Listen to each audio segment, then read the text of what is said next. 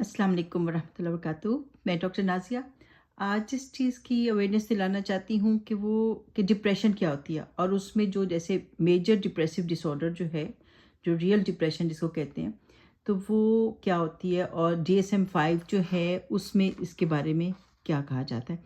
क्योंकि ये बात है कि थोड़ी बहुत तो देखिए डिप्रेशन या उदासी या सैडनेस आ जाती है जब कोई इवेंट होता है, कोई सैड इवेंट आपकी लाइफ में आता है, कोई बीमारी आ जाती है, कोई खुदा न खास्ता किसी की डेथ हो जाती है, कहीं कोई फेलियर हो जाता है, कोई फाइनेंशियल प्रॉब्लम्स आते हैं, तो उसके रिएक्शन में जो है वो कुछ ना कुछ तो उदासी होती है, थोड़ा-सा इंसान जो है ना डिप्रेस होता है उन दिनों में।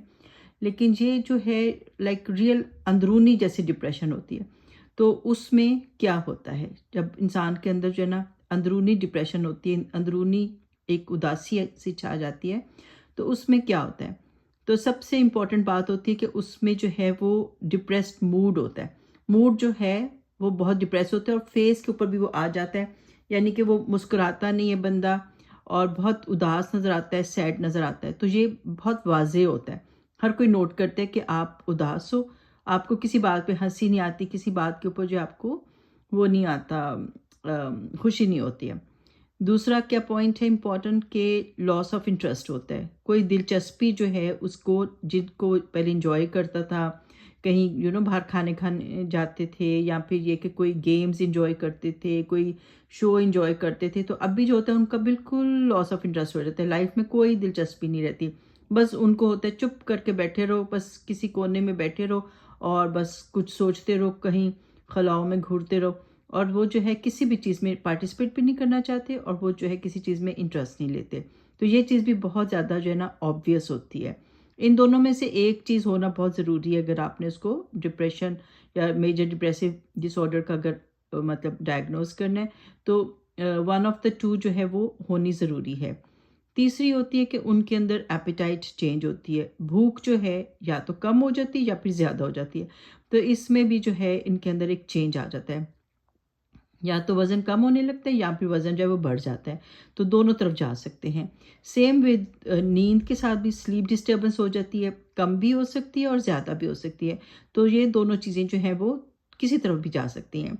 तो और फिर क्या होता है एनर्जी चेंज हो जाता है। बहुत इंसान सुस्ती आ जाती है, लेज़ीनेस आ जाती है, कुछ करने को दिल नहीं करता, दिल करता है बस बैठे रहो या लेटे रहो, कुछ भी नहीं करना। तो ये जो है ये भी एक बहुत ही ज़्यादा उनके अंदर आ जाता है उस टाइम पे। फिर साइकोमोटर एजिटेशन हो सकती है, यानी कि जैसे कोई एक पार्ट बॉडी का बार बार मूव कर रहे हैं, अगला बंदा नोट कर सकता है, खुद भी इंसान को एहसास हो सकता है या अगला बंदा नोट करेगा कि ये बार बार अपनी पाँव को हिला रहे हैं, टांग को हिला रहे हैं, ऐसे जो है ना कोई मूवमेंट जो है ना वो बिला वजह की करते जा रहे हैं। तो ये भी आ सकता है इनके अंदर। और फिर जो ये इम्पॉर्टेंट होता है कि फीलिंग आती है कि मैं बिल्कुल ही वर्थलेस हूँ, मैं यूज़लेस हूँ, बिल्कुल बेकार हूँ, कुछ भी मैं जो हूँ ना किसी काम का इंसान मतलब बंदा या बंदी नहीं हूँ। तो अपने आप को बिल्कुल ही वो जो है ना यूज़लेस फ़ील करते हैं कि और मेरी ज़िंदगी का कोई मकसद नहीं है, मेरे पास कोई गोल ऑफ लाइफ़ नहीं है, कुछ भी मेरे पास जो है ना कुछ करने को नहीं है। तो ये भी बहुत ही एक उनके अंदर सीवियर फीलिंग आ जाती है। फिर होता है कि डिक्रीज़ एबिलिटी टू कॉन्संट्रेट होता है, यानी कि तवज्जो नहीं कर सकते। इवन अगर अखबार भी पढ़ रहे हैं ना, तो वो तवज्जो से नहीं पढ़ सकते कि क्या पढ़ा है। उनको समझ नहीं आती है कि हम क्या पढ़ रहे हैं, हम क्या कर रहे हैं। कामों में उनकी तवज्जो नहीं होती। जो ना दिमाग जो है ना, ध्यान जो है ना, वो कहीं और ही होता है या खाली होता है। तो कॉन्संट्रेट नहीं कर पाते हैं। और इस तरह से ये जो 8 चीज़ें ना, इनमें से एटलीस्ट 5 जो पॉइंट्स हैं ना, वो होने चाहिए फॉर लगातार 2 हफ्ते के लिए। और फिर ये कि इसमें मोस्ट ऑफ द टाइम वो ऐसे ही रहते हैं। थोड़ा टाइम थोड़ा-सा इम्प्रूवमेंट हो भी, लेकिन मोस्ट ऑफ द टाइम जो है ना, वो ऐसे ही रहते हैं। तो फिर ये कि वो 2 हफ्ते तक अगर किसी के अंदर ऐसे फीलिंग्स आ गई हैं, तो फिर आप उनको ज़रूर चेकअप कराएँ कि क्यों ये सब हो रहा है, रीज़न क्या है, या फिर ये कि उसका फिर अब जो है ना डायग्नोसिस करके तो उसका इलाज कराया जाए। अब ट्रीटमेंट में ये कि इसमें एंटी डिप्रेसेंट्स तो नंबर 1 है, अगर रियल डायग्नोसिस हो जाता है तो उसमें एसएसआरआईज़ जो हैं वो दिए जाते हैं। और वो फिर जो है काफ़ी सारे बहुत सारी वैरायटी उसकी जो है ना आपको मार्केट में मिल सकती है। और फिर उसके अलावा जो है सीबीटी CBT جو ہوتی ہے یعنی اس کی سوچ بدلی جاتی ہے، ٹھیک ہے، کوگنیٹو بیہیویئر تھیراپی اور بہت ساری تھیراپیز آج کل ساتھ ہیں، سپورٹیو ہوتی ہے اور اس طرح سے ان کی سوچ بدلی جاتی ہے، اس کے بہت سارے سیشنز جو ہیں وہ انسان جو ہے وہ دلا دے تو پھر اس طرح سے کہ سوچ بدل دی جاتی ہے۔ اور ایسے اگر یہ کوئی سمجھے کہ وہ اس میں سے گزر ہے یا ان کا کوئی پیارا اس میں سے گزر ہے تو ان کے لیے ایکسرسائز بہت ضروری ہوتی ہے، تھوڑا واک کریں، ہیلدی لائف اسٹائل اپنائیں۔ اگر اس چیز سے نکلنا ہے تو اس کے لیے یہ کہ جب آپ ایکسرسائز کرتے ہو تو ایسے کیمیکلز برین میں آتے ہیں جو آپ کے موڈ کو ایلیویٹ کرتے ہیں اور آپ کی سیڈنس اداسی جو ہے اس کو دور کرتے ہیں۔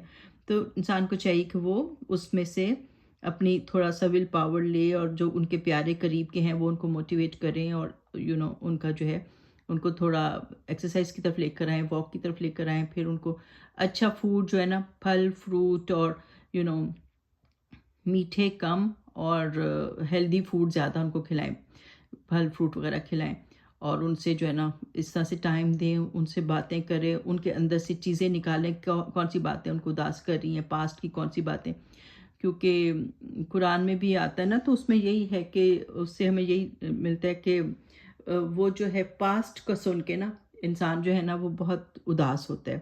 اس میں وہ جو آیت آتی نا وَلَا خَوْفٌ عَلَيْهِمْ وَلَا هُمْ يَحْزَنُونَ کہ اللہ کے بندے جو ہوں گے ان کے اوپر کوئی خوف نہیں ہوگا اور وہ جو ہے غمگین بھی نہ ہوں گے۔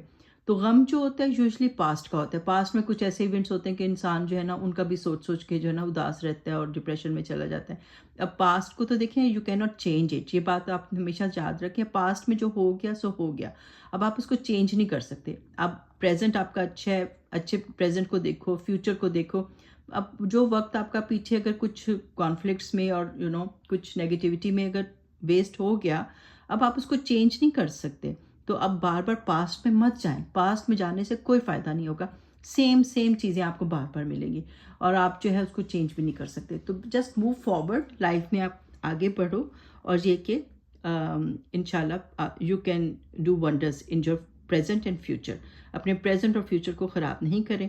تو یہ کہ اللہ کے بندے بنیں، اللہ سے تعلق رکھیں، کنیکشن رکھیں، اسپریچولیٹی کو انکریز کریں، تو پھر یہ کہ انشاءاللہ اللہ تعالیٰ آپ کے دل کو مضبوط بھی کریں گے اور یہ کہ پھر آپ کو جو آپ کے اوپر کوئی خوف بھی نہیں ہوگا، آپ کو پھر جو فیوچر کی انگزائٹی یا فیوچر کے جو پریشانیاں ہوتی ہیں انشاءاللہ اللہ تعالیٰ اس سے بھی نکالیں گے۔ تو یہ کہ آپ اپنے آپ کو جو ہے اللہ سے کنیکشن کر کے اپنے آپ کو خوش رکھنے کی کوشش کریں، اور بغیر میڈیسن کے بھی یہ سب کچھ ہو سکتا ہے اگر آپ تھوڑا سا اپنی سوچ بدلیں اور اللہ سے کنیکشن بنا لیں اور اللہ کے ساتھ جو باتیں کریں، اللہ کو اپنا دوست بنا لیں اور یہ سوچیں کہ اللہ میرے ساتھ ہے، ولا خوف علیہم ولا ہم یحزنون کہ وہ جو ہے ان کے اوپر کوئی خطرہ، کوئی ڈینجر نہیں ہوگا اور نہ ہی وہ غمگین ہوں گے۔ تو بس اللہ سے دوستی کریں تو انشاءاللہ آپ جو ہے بغیر میڈیسن کے بھی اس سے نکل سکتے ہیں۔